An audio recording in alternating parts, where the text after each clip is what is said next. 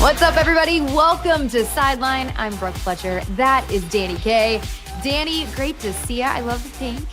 Thank you. I'm in the Valentine's Day spirit. Actually, I just love pink in general. So anytime that there's like an actual excuse to wear it, I'm in. I know. I need to step my game up. I'm obsessed with on.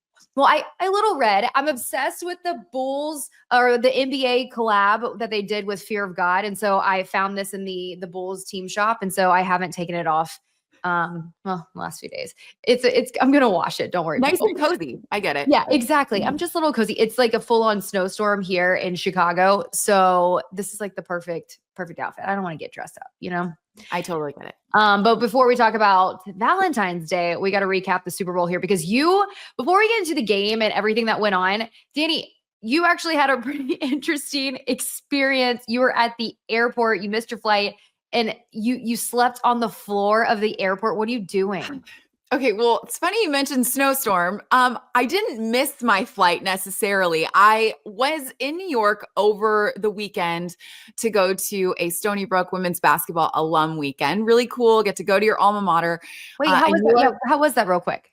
It was really fun. It was so nice to see some familiar faces. I got to talk to a journalism department, this broadcast class, which was really, really cool.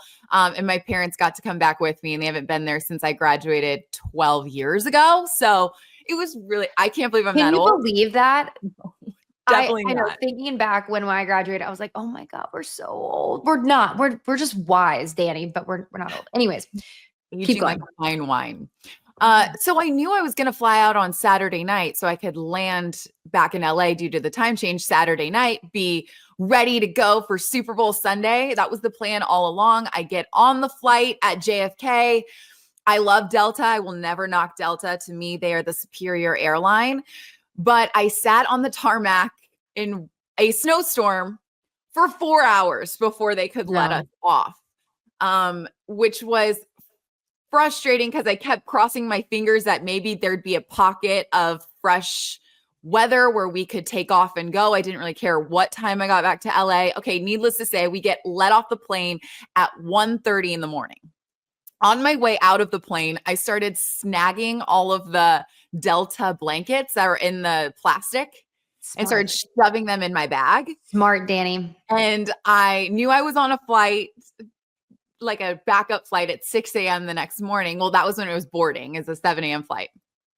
And so I was like, here we go. We're just going to buckle down at the airport. Now, I would normally think that that was disgusting. So hence the reason I grabbed that many Delta blankets. I laid them all out on the floor. I found a corner for myself to pop myself down and take a little snooze. Luckily, my phone was charged. You can't sleep on the airport. Were you at LaGuardia? Where were you? You know, LaGuardia has had a facelift recently, so that wouldn't have been as bad, or it would be better choice than where I was. I was at JFK.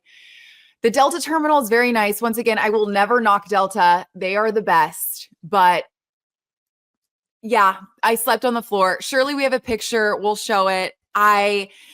It was not comfortable. There was a point there where I was so tired that I thought, could I be homeless? All this stuff goes through your head. Like, could I lay on the ground for an extended period of time? The answer would be absolutely not. Okay. It takes a next level of commitment to get me to sleep on the floor at the airport because the germs alone, I can't even think about it. I don't even know how much they clean that. But what got me about the picture, Dani, is not only are you sleeping on the floor, but you have like your YSL bag. You had like your Burberry scarf. Like you were just like this bougie girl. And you're like, I'm just gonna, make my bed here on the floor. Like I would never. But this is what it takes to make sure you're in front of a TV for the Super Bowl. The things you go through. Literally, because when you cancel a flight that's going to LA, obviously there's a ton of people on a flight from New York to LA. That's a massively packed flight. So I lucked out that I had the foresight to book myself on a morning flight with miles instead of worrying about what Delta was going to give me on the back end. So I quickly snagged a seat, whereas everybody else were taking the later flights, which would have meant I would have been on an airplane not being able to watch the Super Bowl, which was out of the question. Yeah. So we made it work. Wasn't my finest moment. Not something I'd be bragging about necessarily, but anything for the football, Brooke. And real quick, I just want to point out, I just love that like when we go to the airport, every like mindset just goes out the window. Like germs, what are they? Because we sit anywhere, we can't even like we don't even think about like the amount of people that are just sitting and just accumulating and ugh. Anyways, and I also just love the fact that our drinking habits. We're like, it's 7 a.m. Yeah, sure, I'll have a mimosa. Mm-hmm. Just goes right out the window at the airport. The airport world, it doesn't exist. It doesn't exist. Right. Just have the cocktail before you get on the flight, especially if you have the jitters. That's what you needed. You needed a cocktail to be able to sleep better for those 5 hours. Where it was a really bar? sad day. But look, we made it back for the Super Bowl. I opted to, I got back to my actual apartment about an hour and a half before kickoff. But I can tell you that I got to watch a lot of live TV on the actual plane. So I was super locked into everything that was happening pregame. And ESPN ran this feature about 𝗗cie𝗄𝗶𝗹 a young man who lost his life in that 𝗨ole attack. And it was about his teammate and best friend, Ryan Quigley, who was with him. And 𝗗cie𝗄𝗶𝗟 unfortunately lost his life. The two of them played football together at Princeton. Ryan Quigley and him are huge Eagles fans. The Eagles flew them out to the Super Bowl. It had Jason Kelsey in tears. I was in a pool of tears. And I kind of felt like prior to the game, even when I got back home and I'm watching it on TV, I was triggered by tears so much more than recent memory watching all the tributes, Lady Gaga's performance for the LA Fires in the 𝗨ole attack. Right before the coin toss, the like honoring those that lost their lives in the 𝗨ole attack. I felt like I was on constant waterworks alert before the game started, which was a very bizarre feeling for a sporting event. Yeah. No, I mean, I thought the tributes were beautiful. And I saw the Tiger story and I saw that, his sister got to meet some of the players and she was in tears. And gosh, it's just such an unfortunate event. But it's one thing I love about New Orleans. And I think, when Hurricane Katrina happened and when this city like faces adversity, like nobody comes together like New Orleans.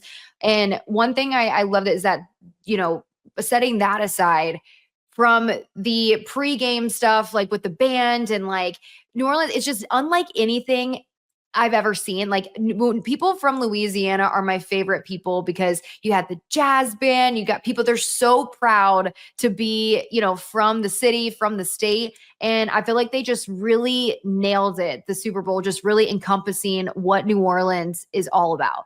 I totally agree. I thought the rendition of America the Beautiful, I thought the Star Spangled Banner and the way they jazzed it up in a New Orleans style take on both the songs. I felt like shout out to Fox because their sets and the fact that they were in the middle of the street, in the middle of the chaos. Yes, at times was it hard to hear their microphones and what Gronk and all of them and Tom Brady were saying to one another. At times, yes, but it was such a fun, you felt like you were there, and kudos to the TV crews because so much goes into that. But even the musicians, I felt like I was in New Orleans. I wanted a beignet, wanted some gumbo. I know, right? What did you think about the game itself though? Okay, so a little bit of a bummer. Yeah. I think I was hoping for a closer game. Surely, if you're an Eagles fan watching this, you're like, what do you mean start to finish? It was so much fun. The fact that they had the Chiefs offense just could not get going at all. They went into halftime with wasn't it under 100 yards of offense? It was I brutal. think they had 140 passing yards like up until the fourth quarter. That's just unheard of for this Chiefs offense. So I was really hoping to see a better game. Mm-hmm. So from that perspective, I was a little underwhelmed. How about you? No, I definitely at that point, when it got to halftime, I was like, I can't believe that we're watching, Patrick Mahomes and Travis Kelce like struggling this much because this is not what we were expecting. I think we underestimated how hard it is to three-peat, and I think we saw it on full display during the game. But as far as the Eagles go, that was like the most complete performance I've seen from a team in a Super Bowl in years. Like, and it also shows games are won in the trenches. The defensive line, they didn't even blitz once, Dani. And they were making Pat Mahomes just suffer every single play. Like, it was insane. Just the domination that you saw from those guys. And so props to them, and props to Jalen Hurts, because we were giving him his flowers last week. Yeah, we absolutely were. His post-game interview, the way he's so cool, calm, and collected. Granted, yes, there would have been a point somewhere in that fourth quarter where he could start to really wrap his brain around the fact that I'm a Super Bowl champion. You could tell that the game was over before it was officially game clock ending. But he's so calm. There were some clips of his teammates going up and hugging him at different points late in that game, thanking him.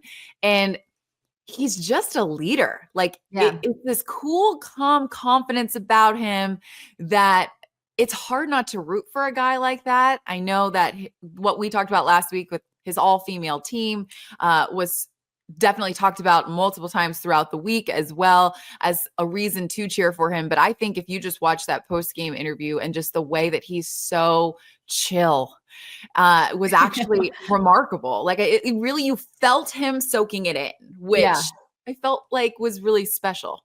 And same with Sirianni too. And that was funny that you brought that up, because calmness is like, you just won the biggest game of your life. And I mean, they were just super chill. I was trying to see if Sirianni was going to cry, if we were going to see some waterworks from him. But, what stood out was, he talked about the culture that was established within that locker room. And, that he was like, we had a meeting last night and we were talking about how we don't want the season to end. And I mean, Dani, you played college ball. Like, it's so hard to have that sort of chemistry. And that's the difference, right, between a championship caliber team and just a really good team. And you just saw it on display with the Eagles there. Yeah. We used to always say this, and this is pretty much universal throughout all of sport, right?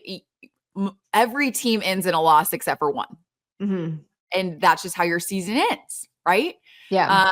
And to see a team come together, know that they'd been there before, understand that the storylines coming out probably favor, for the most part, the Chiefs, just due to the star power, the fact that they'd won it 2 times before, the Taylor Swift angle, you name it. There's a reason why the Chiefs probably overshadowed the Eagles quite a bit in some of that storylines leading up to it. But to be able to come together and use some of that as bulletin board material. I know Jalen Hurts was a little upset that this came out, that the background of his phone was the confetti from 2 years ago.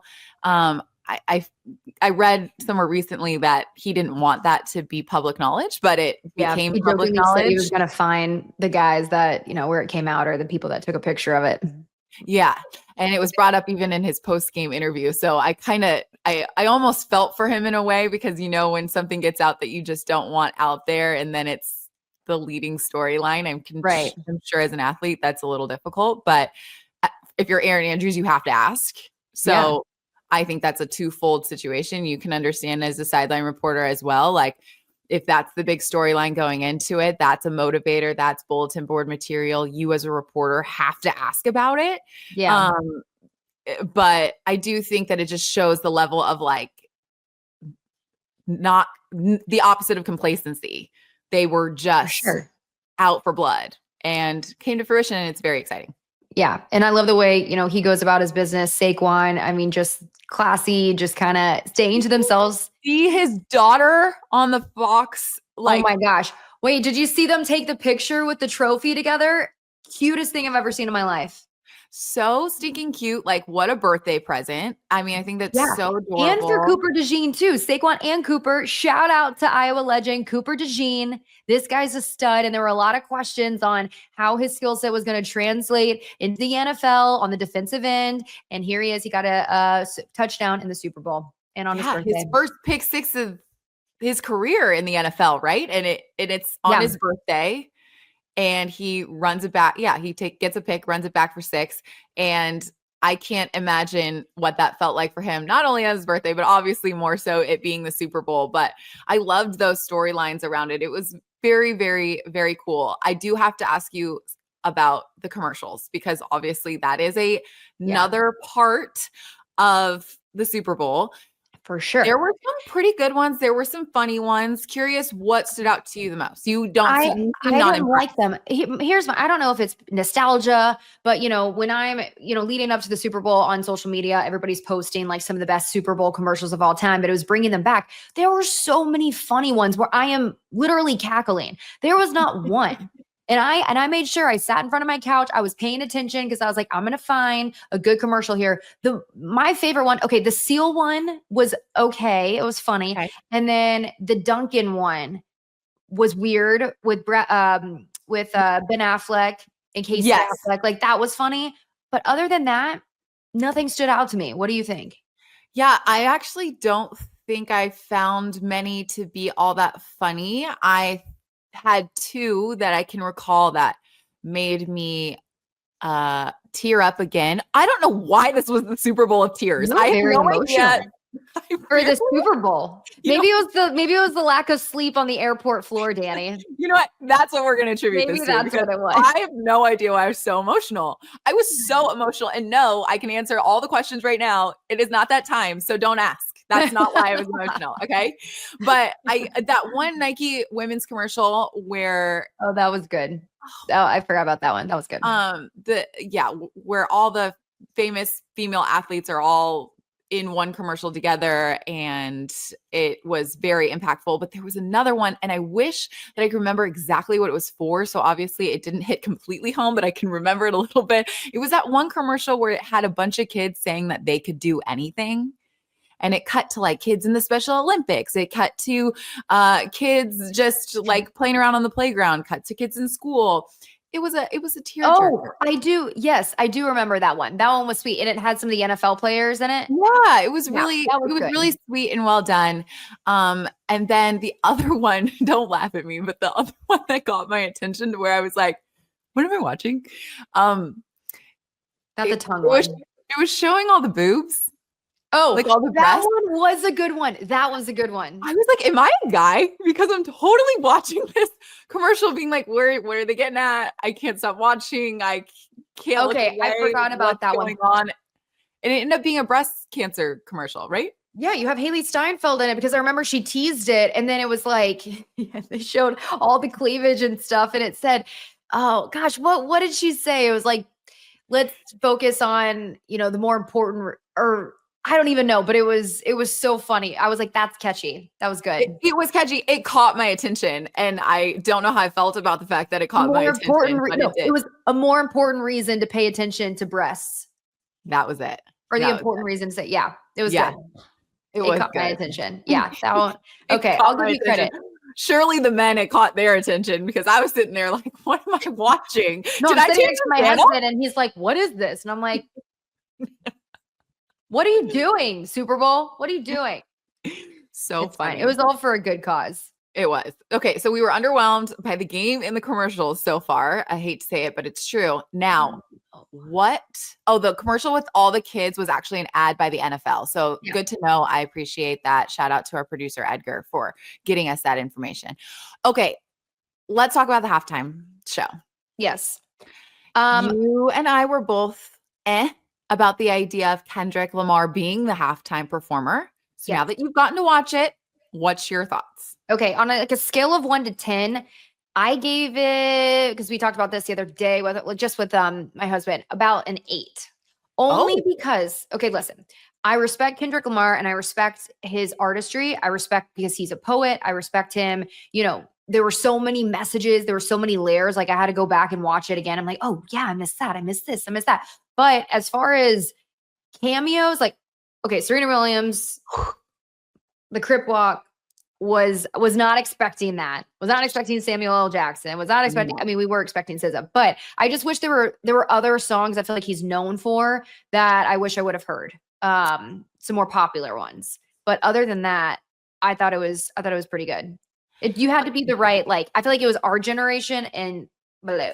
Yes, like I would say anybody that my mom, dad, parent, like the Yeah. aunts, uncles, I think they all thought it was the worst that they had seen in recent memory, but I also don't think they got it because they don't know the songs or whatever. And we knew that going into it, right? We knew that it would be probably lost on that generation just because they don't know the songs.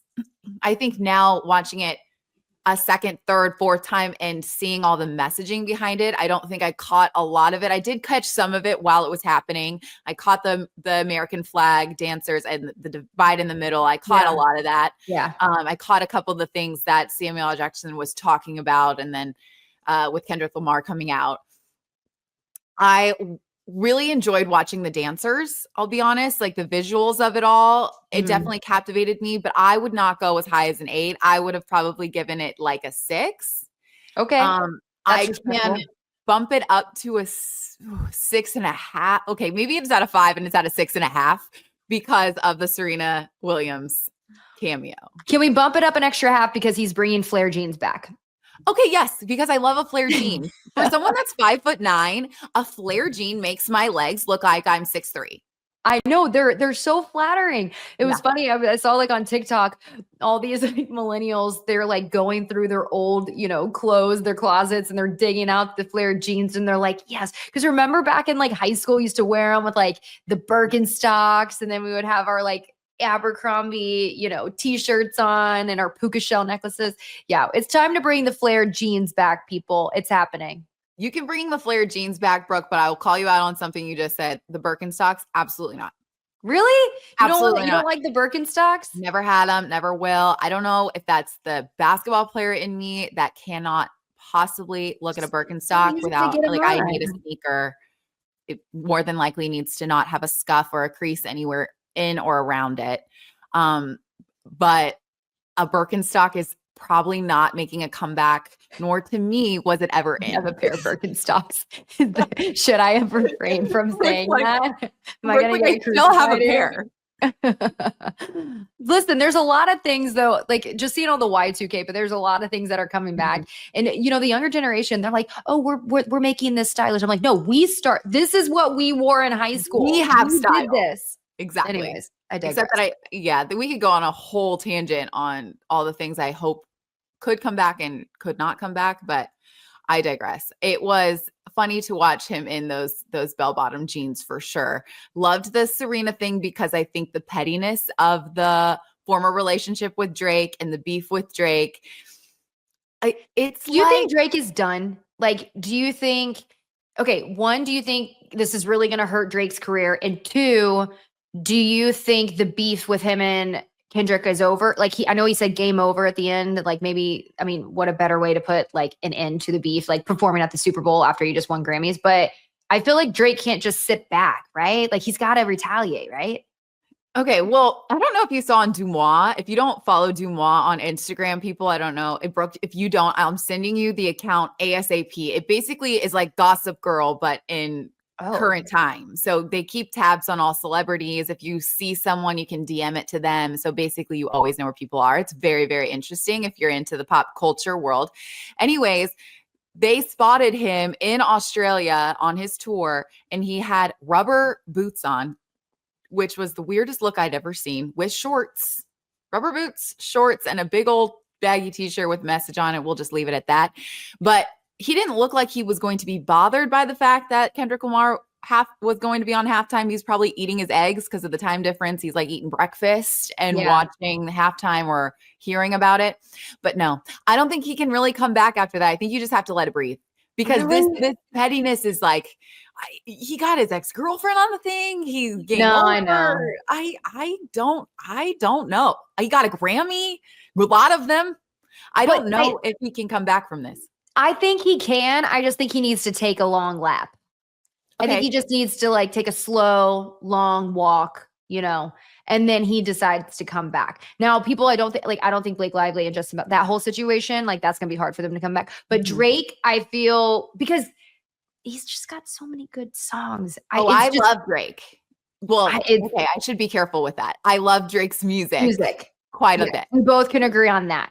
Yeah. I don't know. I'm curious to see. The performance was great. Kendrick, we mentioned that I did my homework last week. I was going through and I was listening to everything, and it made me, because I forgot there were a lot of songs that he was on of his that like I forgot about. So anyways, big fan. Yeah, I thought that it was okay. I won't give it super high marks, but I really like bouncy and happy and crazy and fun and all different types of music. And I don't know if this did it for me, but that's okay because it did it for a lot of people. And I think that's wonderful. Real quick, before we go to the next topic, I think somebody that should do it, Miley Cyrus, hasn't done a halftime show, has she? I don't know. That's something that producer Edgar would have to find out for us, but that would be really fun. Like a party in the USA halftime, yeah, wrecking ball. And the amount of collabs that she's had, right? Like the amount of people that could come out. I think that's the vibe I'm looking for. Same. Although I will say the Super Bowl is in San Francisco next year, right? I think so. I think so too. And so the Bay Area music is something I grew up on, being from Portland. We were kind of like an extension of the Bay Area. The Bay Area may not claim us, but we definitely claim them. And so like from the Bay Area, 40, like Too Short, like Blow the Whistle original. But I do think then you're getting back into the same sort of genre. So I don't know if it would happen, but I'm just putting my 2 cents in there. If 𝗵40 is not at least a guest appearance at next year's halftime performance, I'm going to be severely disappointed. Don't tempt me with Blow the Whistle because I will get down. That's exactly my point. Tell me where to go from 𝗵40. My Atlanta side will come out. So good. Okay. Any final thoughts on the Super Bowl before we jump somewhere else? Real quick, I'm curious how 𝗵esse, there's rumors going around if he is going to be coming back. I know he had said that he has to think about his future. So how the Chiefs are going to respond, they have to have a coming to Jesus moment this offseason. Because they can't be happy with that performance. That was my last thought. It would be really a big bummer if that was his last game. I wouldn't want to go out on my career that's been so decorated on a performance like that. I don't think he necessarily has to win a Super Bowl to go out in a different manner, but a better game, a better performance, I think would probably be more ideal. But we'll see how that all shakes out. But I agree. It was tough to see. I wanted to see the proposal at the end of the game, but it's okay. Would we have, you think? No, we'll discuss later. Moot point. Yeah, at this point. Okay, let's switch gears because there is another big weekend coming up. However, it's not as big, in my opinion, as the Super Bowl. NBA All-Star is this weekend. I don't pay that much attention to these All-Star types of weekends. Pro Bowl obviously has changed from the NFL quite a bit. NBA All-Star doesn't do it for me. Does it do it for you? No, if we're being completely honest, it just doesn't have the same pizzazz as it used to. I feel like there's not as much excitement around it. But they're going with a different format this year. Yeah. So that's the part that I find to be kind of interesting and different, and something, honestly, our listeners, everybody should know just to stay in the conversation, right? Because that's the idea, is to just make sure you can hold your ground there in a conversation. If NBA All-Star were to come up, it's now no longer an East versus West game, which every single year it's always been that. They tend to be super high scoring, no defense. They've tried to implement different rules or 4-point 3-pointers, I think, or something like that in NBA All-Star Game Pass. Well, now this year they are doing a 4-team format. The 24 NBA All-Stars are going to be divided into 3 teams of 8. And the 4th team will be the Rising Stars winner of that game as the 4th team. So the Rising Stars game happens a little bit earlier on. And those are typically, they are rookies, sophomore year guys, G League guys. And the team that wins that game will then compete in this all-star semifinal showdown. So it'll be 3 teams of the NBA All-Stars, 1 team of the Rising Stars. They play each other in semifinal games. And then obviously there's a championship, kind of like a tournament format. Interesting thing here, no clock. It's just first team to 40 wins.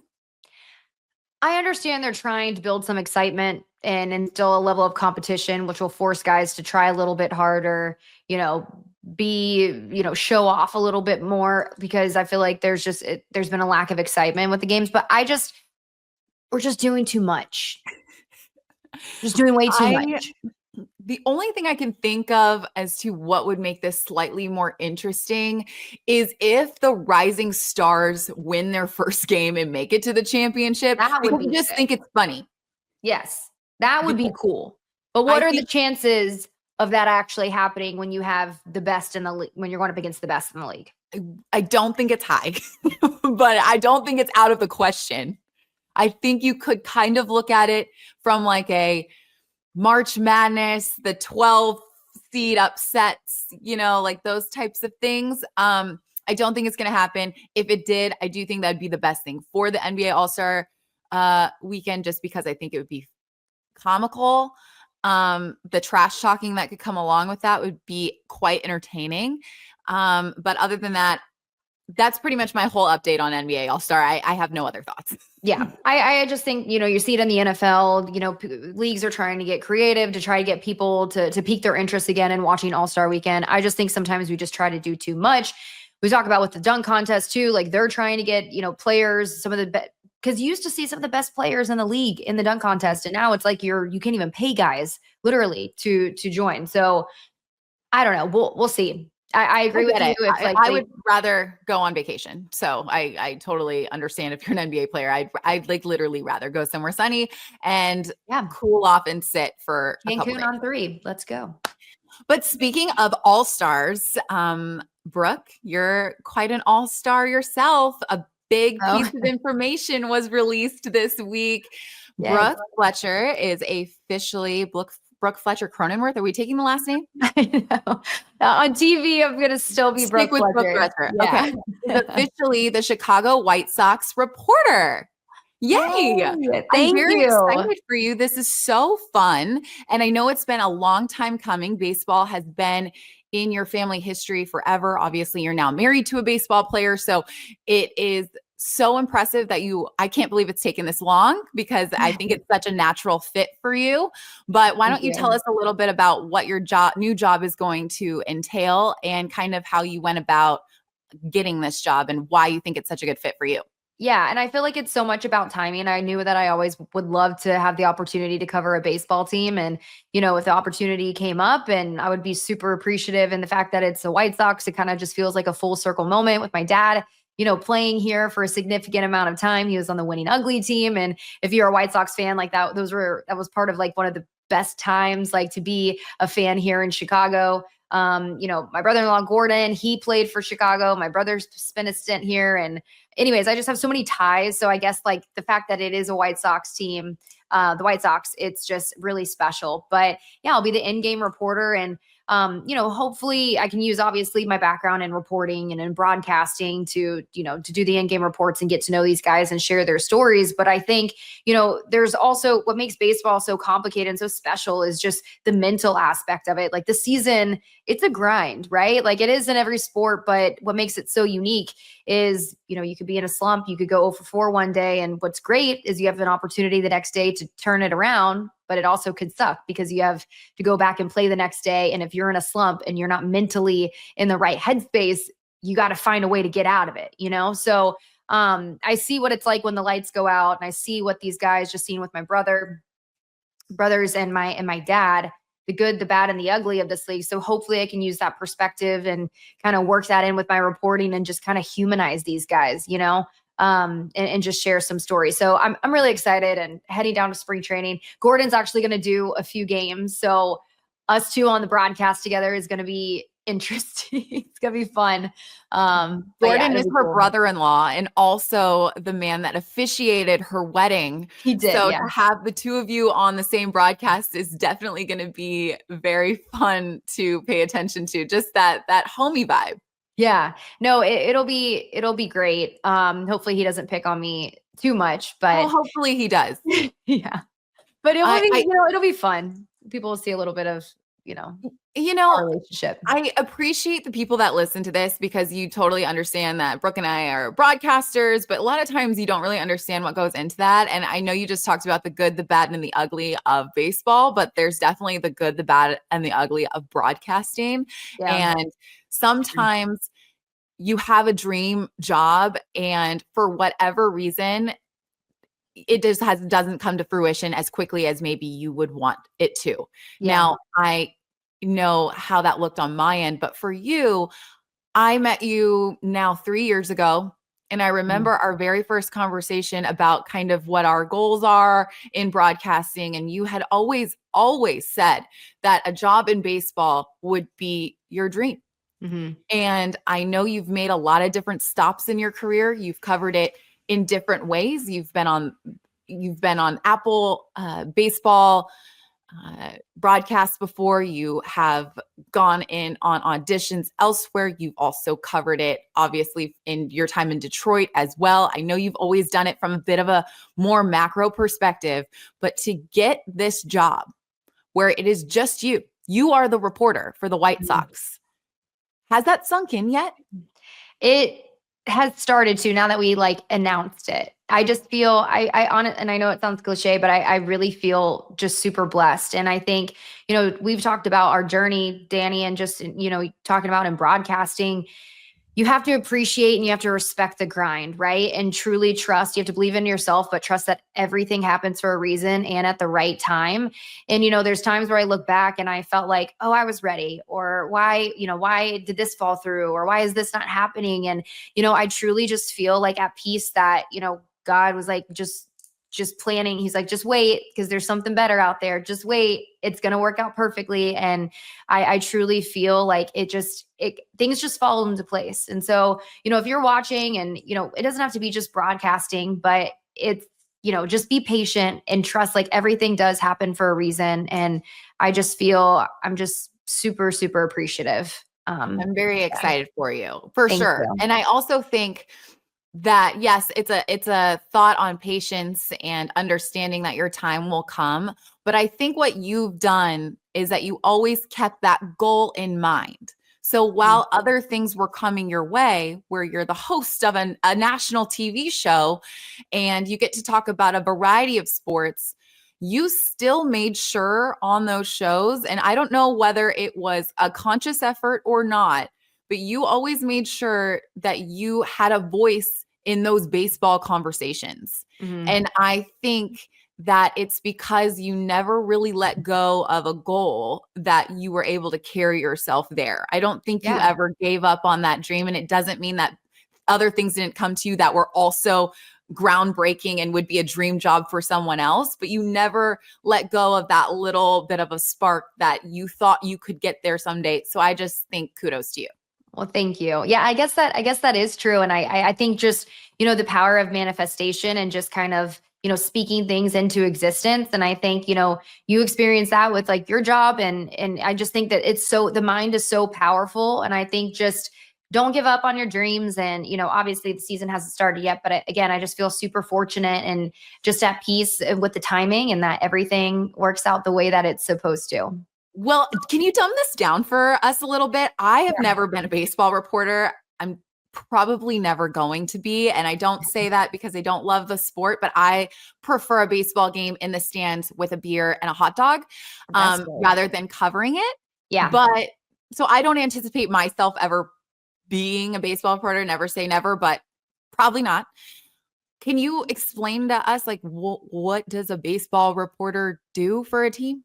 Yeah. I mean, it's different for every sport, right? And I think because, there's commonality between everything, but with baseball, what makes it unique is because there are so many games, and you're going to see different guys, and especially with the White Sox, because they're in a rebuild mode. So you're focusing on, there's veteran guys that they're bringing in, obviously the mainstays, but then you're focusing on the farm system in the future, right? They have one of the best farm systems in baseball. And so you're going to possibly What's a farm system? Sorry, the minor leagues. So guys, thank you. Mm-hmm. So the minor leagues, and they have some of the top prospects in baseball. And so you're going to probably see a lot of these guys get an opportunity in the big leagues this year.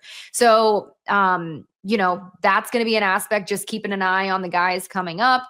But it's just a grind of just like day in and day out, you know, guys making adjustments to their swings. If you see trends, guy, he's been hot at the plate lately, right? You just kind of keeping up with that. Obviously what goes on in game, but it's a lot of just, you know, reporting on the ins and outs because there are so many games. But I'm excited just to go down to spring training because, you know, there so many new people in the front office and where is it? Staff. It's down in Arizona. So I'm excited to be down there.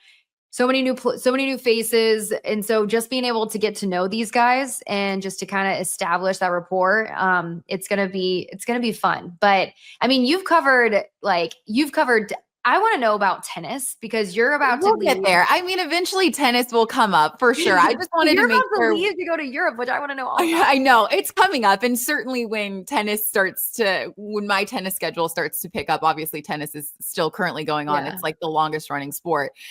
We'll dive into that, but I did want to like just get into what exactly this job was because if you don't follow Brooke on social media yet, you should.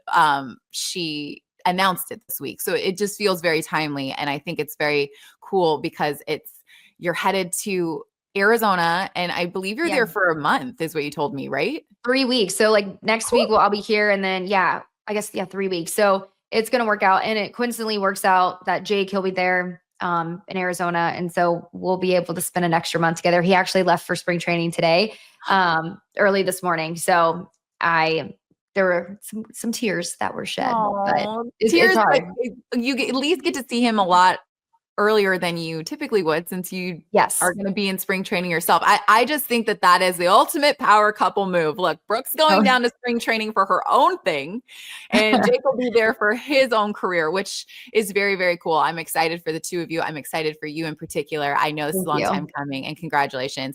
I do think that it seems for some reason that good things are happening on the heels of very romantic stuff. Like you just get married and you get this big job announcement. It's like your dream. This is so cool. And I actually, the same thing has been happening in tennis, weirdly enough. Madison Keys won the Australian Open, an American, very exciting, but it was 2 months after she got married. It was her first ever Grand Slam win. And it was a couple months after she got married, which is like, so cute. They talk about, I think they talk about mom strength and dad strength. Like when you have a kid and you see coincidentally those people, those athletes, they start performing better. I'm sure it's the same when you get married, when you're happy, when you feel good, you play good. I do think there's a little bit of like a secure factor that has to be going on too. Like you start to feel very secure in where you're at stability wise at home.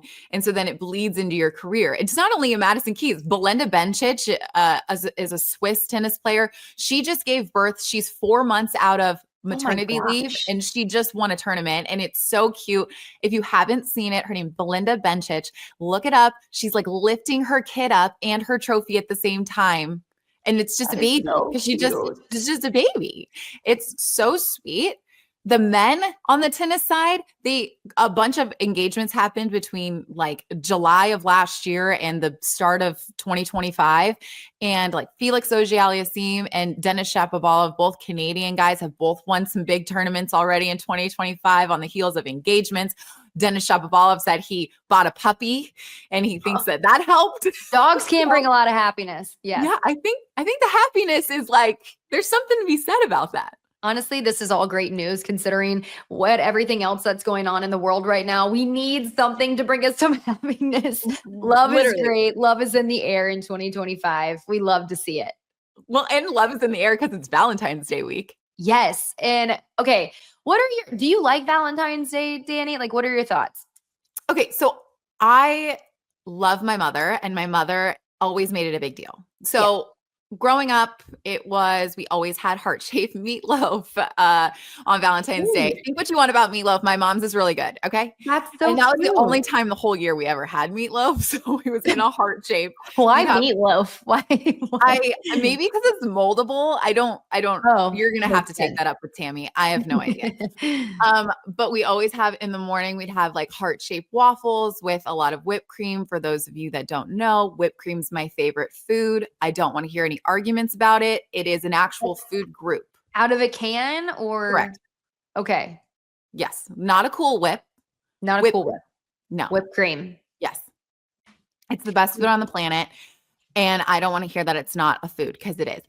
And anyways, so we'd always wear pink and the hearts and like all the stuff going to school. We'd have all the Valentines. So I, as an adult, even when I don't have a Valentine, quote unquote, I always have my mom and dad and my sister as my Valentine. So I've just never had to feel super bummed out on this day. I'm fine celebrating it regardless of the relationship status.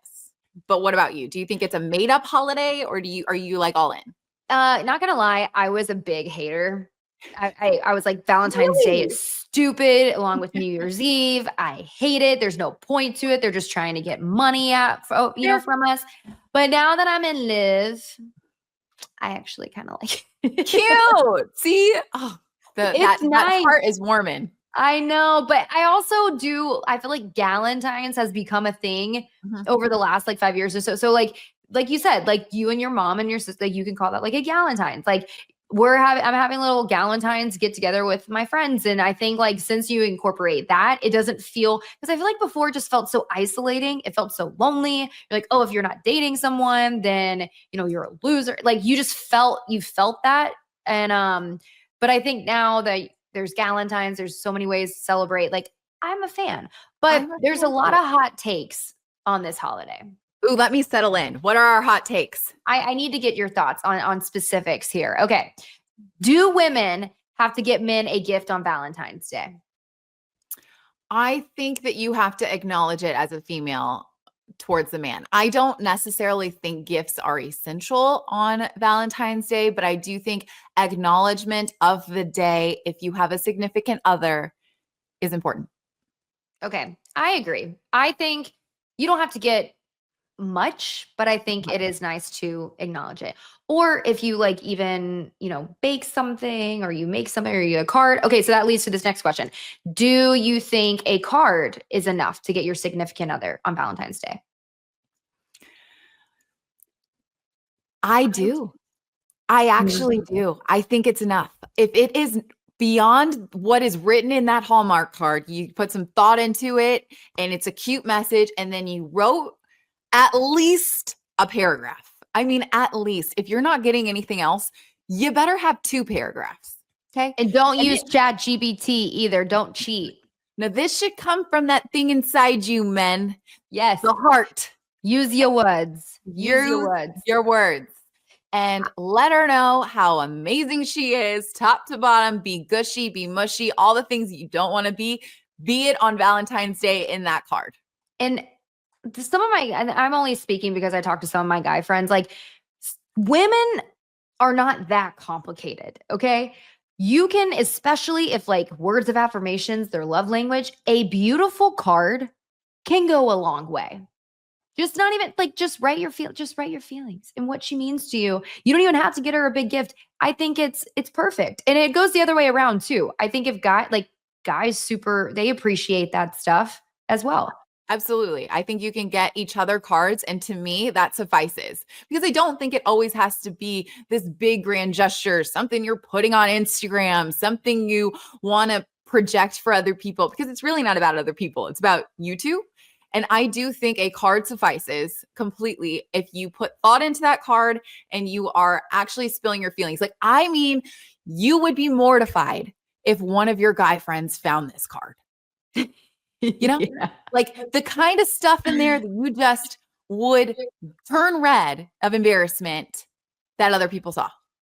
And I think it would go a long way in your relationship. I think it'd be cute, right? It would just bring you to the next level, and you would earn points in other areas in your relationship, if you catch my drift here. Edgar, our producer, says that the sweetest day, that's what it's for. I know the sweetest day. I don't think that's a holiday. Valentine's Day is the love day, right? Like that's the love holiday. The sweetest day. I think it's like when women treat men. They're both made up. He's saying. Well, sweetest day is made up because I've never heard of it in my life. What is that? I've heard of it. I think it's where like the women treat the guys.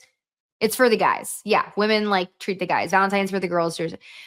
I don't know.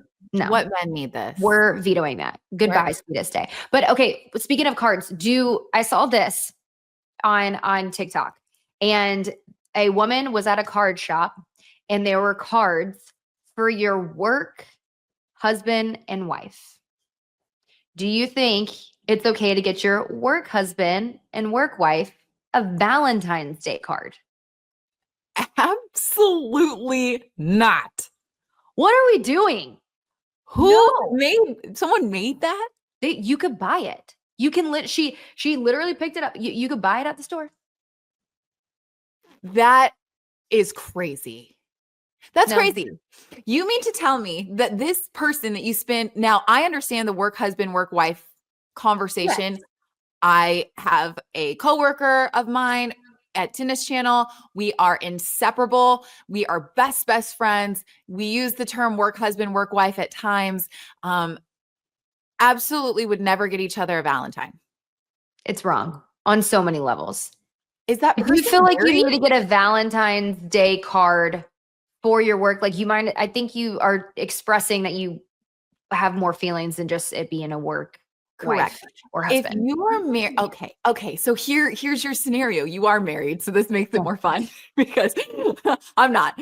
So Jake comes home wedding. with a card from an athletic trainer that's a female, and it says, "Happy Valentine's Day to my work husband. Yada yada yada. You're so special in my life." What's your reaction? I'd be like, "What's her name?" I would look at her name and I'd say, "You can't talk to her ever again." Ever again. If you hug, let's know. If you are high-fiving, probably too close of contact. Like all of a sudden, all the niceties, pleasantries go out the window when they buy you a work husband, work wife Valentine's Day. I wouldn't be that person where you can't talk to him, but I would have a lot of questions. I would say, "Susie, who is Susie? I need to have a conversation with Susie. Okay. And why is she getting you cards?" They make that. No, out the window. This is crazy people. All right, let's keep it going here. How would you feel if your man wrote a song or sang a song for you on Valentine's Day? It's like the biggest ick ever. It's an ick. What if he's a singer? What if he has a beautiful voice? I don't think I would date a singer in general because the idea of sitting somewhere and watching someone perform at you makes my skin crawl more than anything else I could possibly think of. Like, I can't think of a more awkward situation than sitting there watching someone perform something at you. I wish I had like, "This is so great. Thank you." like the people that like love a musician. Kudos to you. I bet that life is wonderful. I can't do it. I think you'd like it. Something tells me Brooke would be about it. I would feel awkward. I get what you're saying about like if it's just you two and he's like looking into your eyes and he's like playing the guitar and singing to you. I would be like, "This is really uncomfortable. I don't know what to do with my hands. Like, I don't know where to look. Do I look at you? Do I look away? Do I look down at my feet? I don't know what to do with my hands." At what point do you cheer? At what point do you clap? Yes, do you stand up after and you're like, "That was so great"? Do you throughout the whole performance, do you say, "Aw," like the whole time? When's the appropriate time to interject? I'm just sitting there uncomfortable. Like 2.5 minutes is way too long. I'm so awkward. But I do have friends that have dated musicians and there have been songs that have been written about them and like they love it. And so if there was a song written about me, that's something completely different. But if you sing it, you're singing a song to me, that's a little awkward. Let me tell you, you better be a dang good singer. Yes. I can only think of Harry Styles. Does this make me heartless? No. I like romantic things and romantic gestures, but like to an extent. Like there are some things that are a little off the table, and I could never envision putting myself in a situation where someone was singing to me. Whereas I know this would be like my sister's dream would probably. She's not here for me to consult with, but surely if a musician sang her a song, she'd melt. Yeah, everybody's probably looking at us like, "Are you crazy? What are you talking about? That'd be amazing." All right, how about this one? All right. Is it okay if you're in a relationship, okay, and you've been dating this person and you're like, you know what? It's like not going to work out. Is it okay to break up with someone in the month of February? Before or after Valentine's Day? Doesn't matter. It's a lose-lose to me, because if you do it before, you're like, oh my gosh, I can't believe you broke up with me before Valentine's Day. Like, you're so cold-hearted. If you do it after, oh my gosh, you just spent Valentine's Day with me. I thought you loved me. And then you're just going to kick me to the curb. Like, it's a lose-lose. It's lose-lose. You make an excellent point. I have to admit that there was a time in my life where I always seemed to lose interest in the guy I was dating right around Christmas. And there was a point in time that my mom used to look at me and she was like, you have got to stop breaking up with people before Christmas. It's tacky. And I feel like, why do you think that is? I don't know.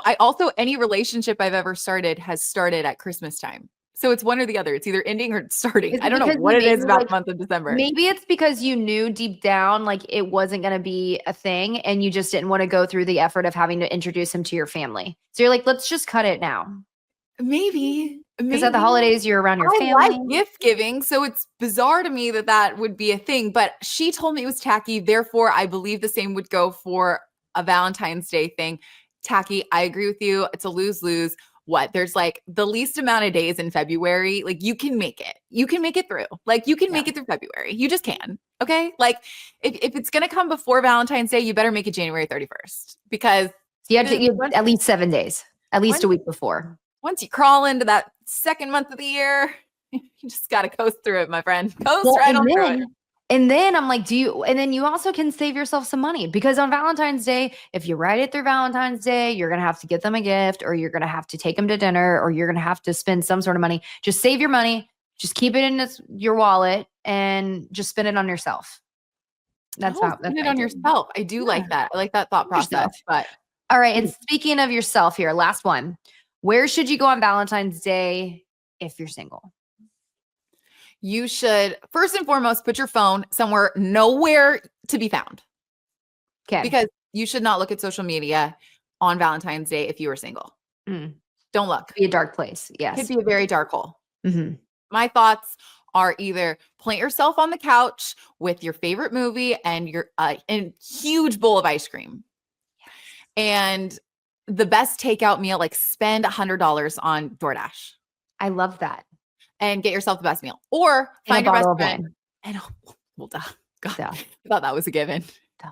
Maybe 2 bottles. I mean, who cares? You're by yourself. Feeling frisky. The judgment is not there, and your phone is nowhere to be found. So you're not sending a text message you're going to regret the next day. Oh no! So just keep it. The phone being away is goal number 1. Or if you can find a best friend that is in a similar situation than you, go out to dinner and maybe just become completely distracted. But I do think if you're out and about, you do run the chance of running into couples. And if you are a little bit of an emotional wreck, maybe not the best scenario for yourself. I agree. I like that. Bottle of wine, nice takeout, just night to yourself or with your other single friend, and just live your life. Let me tell you, Mastro's, if you want to splurge on the butter cake. They actually deliver. It's so good. Yeah. That's so smart. Steak 48, same thing. Get you a nice steak dinner. Yeah. You don't need a man. You don't need a man to buy you a nice steak dinner. Steak restaurant dessert, because those are the best. For a woman. Yeah. I love it. I love it. Good. Oh, wow. Valentine's Day, Brooke. This has been fun. I'm feeling it is fun. And I hopefully people can have something to take away from this. Hopefully, I think we hit on every single scenario through Valentine's Day. So I know what I'll be doing. I'm having a little Galentine's, but I think I am going to have, since Jake's gone, I'm going to have some wine. I'm going to sit and watch a little rom-com. So as you should. Guys, thank you so much for hanging out with us. We appreciate you stopping by. Have a good week, and we will see you next time. Bye.